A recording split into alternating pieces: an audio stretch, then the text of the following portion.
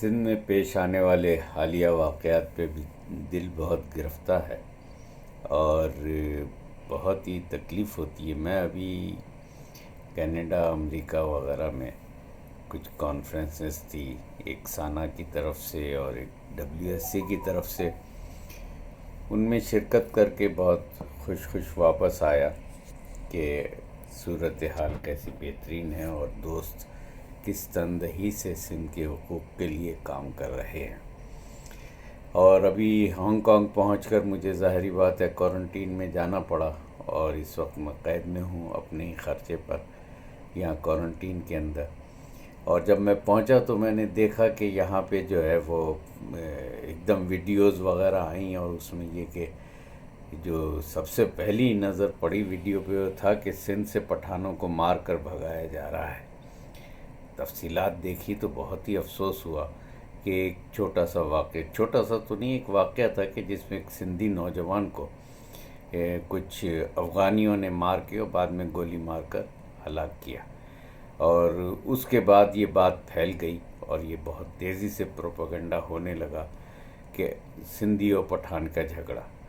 حالانکہ یہ جھگڑا افغانیوں کے ساتھ تھا، اور افغانی پورے اب سندھ کے اندر پھیل گئے ہیں، اور یہ جو کہتے ہیں کہ جی پشاور میں یا کسی اور جگہ افغان آباد ہیں، تو بالکل غلط ہے۔ ایک تو کراچی کے تمام پیریفریز پہ، یعنی ان علاقوں میں انہوں نے کراچی کو گھیرا ہوا ہے، مسلح بھی ہے، پھر اسی طریقے سے انہوں نے پورے کراچی سمیت پورے سندھ کو بھی گھیرا کیا ہوا ہے اور جگہ جگہ آباد ہے۔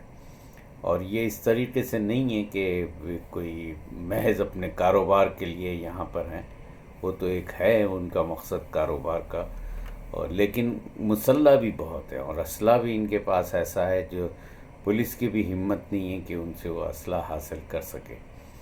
یہ صورتحال بہت ہی گمبھیر ہے، اور چونکہ سندھ جو ہے وہ ایک ایسے آتش فشاں پر بیٹھا ہوا ہے جہاں آبادی کا دباؤ مسلسل بڑھتا جا رہا ہے، اور ہم 1989 سے کہہ رہے ہیں کہ بھائی آبادی کا دباؤ بڑھ رہا ہے، اس کے روکنے کے اقدامات کیے جائیں، لیکن حکمرانوں کو اس کی فکر نہیں تھی، اور نہ وہ دیکھ رہے تھے کہ سندھ کس طرف جا رہا ہے۔ پھر وہ آپ نے دیکھا کہ MQM نے جس طریقے سے ہنگامے کرائے اور پوری آبادیوں میں جس طرح سے انہوں نے قتل و غارت کری، اس کے بعد بھی سنبھلنا چاہیے تھا۔ اس کے بعد بھی کہتے رہے حکمرانوں سے، چاہے اسلام آباد میں بیٹھے ہوں، چاہے GHQ میں ہوں، چاہے سندھ میں، کہ بھائی اس آبادی کے دباؤ کو روکیں، یہ پھیلتا جائے گا۔ اب آپ یہ دیکھیں آتش فشاں بار بار پھٹ کے نکل رہا ہے۔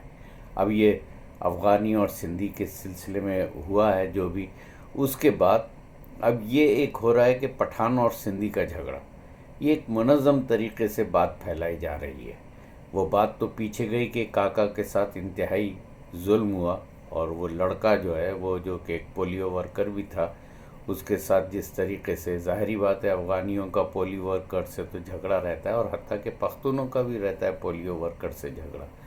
تو اس آبادی کے پولیو ورکر ہونا، اور پھر اس پہ یہ الزام کہ اس نے زبردستی غنڈہ گردی بھی کرتا تھا، تو بھئی غنڈہ گردی بھی کرتا تھا تو پولیس اس کام کے لیے تھی، کیوں نہیں پولیس نے اس کو پکڑا یا گرفتار کیا؟ وہ آزاد کیسے گھوم رہا تھا؟ پھر ایک چھوٹے سے پیسے کے لین دین کے اوپر یا بل ادا کرنے پر جھگڑا ہوا، اور انہوں نے اسلحہ لے کے نکال کے مارا، حالانکہ 20-25 اور لوگ جو وہاں بیٹھے تھے، پہلے تو انہوں نے بہت مارا، پھر اس کے بعد اس کو گولی مار دی گئی۔ اپنی طاقت کا اظہار کیا گیا ہے، یہ ایک منظم طریقے سے کیا گیا ہے سندھ کے اندر۔ ہمارا تو ہمیشہ سے کہنا ہے کہ بھائی سندھ میں جو بھی لوگ آ کے آباد ہو رہے ہیں روزگار کے لیے، وہ صحیح ہے، روزگار ان کا مسئلہ ہے، کیونکہ پاکستان میں اور صوبوں میں روزگار نہیں دیا جاتا ہے، بلکہ وہاں سے ان کو غریبوں کو بھگا کر ادھر بھیجا جاتا ہے سندھ کے اندر۔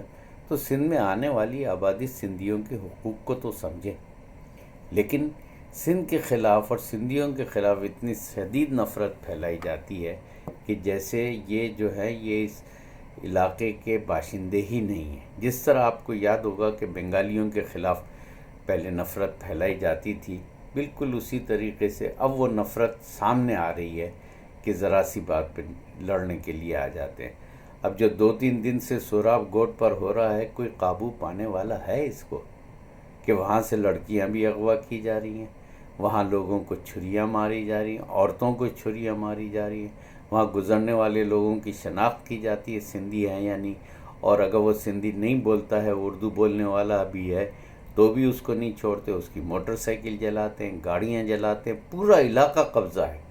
اور حیران کن بات یہ ہے کہ سندھ کے مسئلے کو حل کرنے کے لیے دو افراد سے جو خدمات لی گئی ہیں، وہ مطلب کیا کوئی منتخب لوگ ہیں؟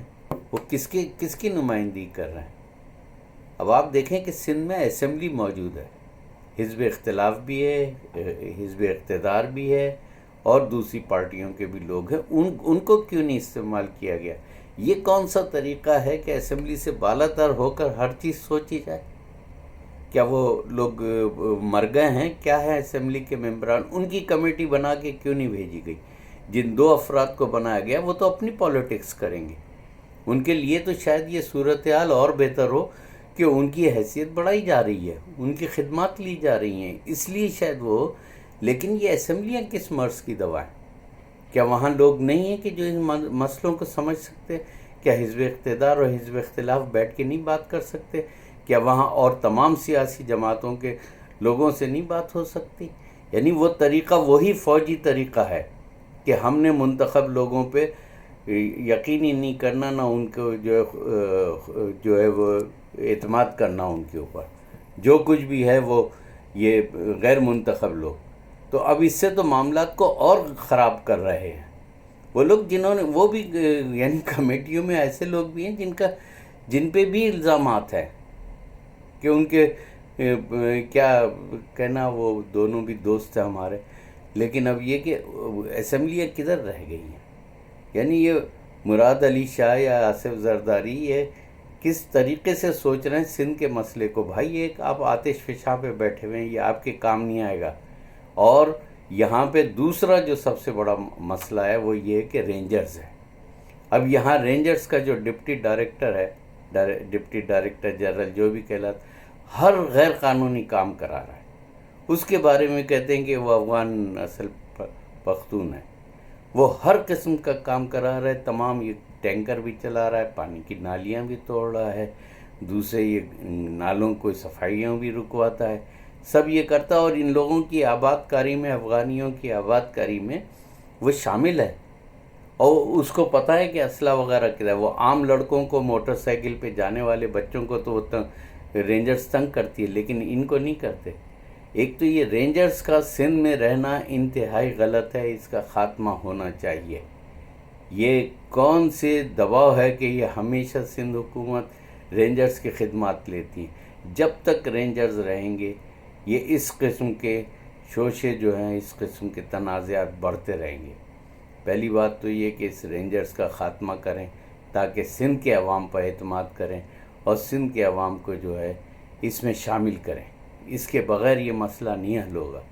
لہٰذا ہم سمجھتے ہیں کہ آبادی کے دباؤ کو محسوس کیا جائے، اس کے اوپر جو ہے کام کیا جائے، اور وہی طریقہ جو دنیا بھر کے ملکوں میں، مہذب معاشروں میں ہے کہ ایک شہر سے دوسرے شہر میں جانے کے لیے کچھ قوانین متعین ہوتے ہیں۔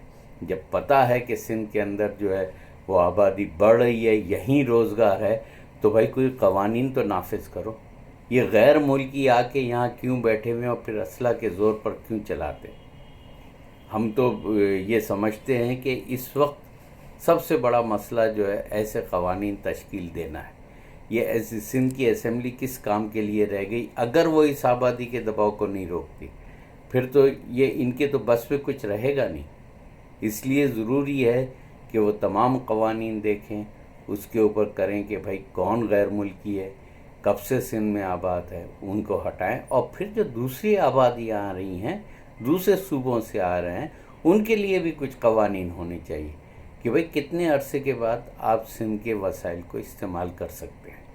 سندھ سے روزگار تو کما رہے ہیں، لیکن سندھ کے حقوق کے لیے آپ کیا کریں گے، اس کی بات کریں۔ اور جب تک کہ سندھیوں کا سندھ پہ حق تسلیم نہیں کیا جائے گا، اس وقت تک کہ بات نہیں بنے گی۔ یہ صرف یہ نہیں ہے کہ پاکستان کہہ کے جو ہے سندھ کے اندر گھساؤ۔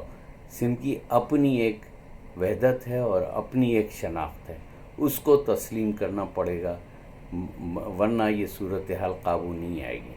تو میں یہی سمجھتا ہوں کہ اس وقت اسمبلی کو بروئے کار لا کر وہاں کے لوگوں کے ذریعے اس معاملے پہ قابو پائے، اور سوراب گوٹ پہ ایک بڑے پیمانے کے آپریشن کی ضرورت ہے، مگر وہ رینجرز کے ذریعے نہ ہو، یا خاص طور سے رینجرز کے ڈپٹی ڈائریکٹر جنرل کے ذریعے نہ ہو وہ operation.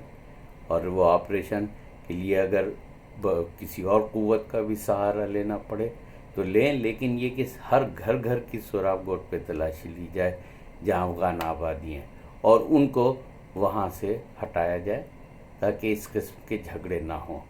Thank you very much.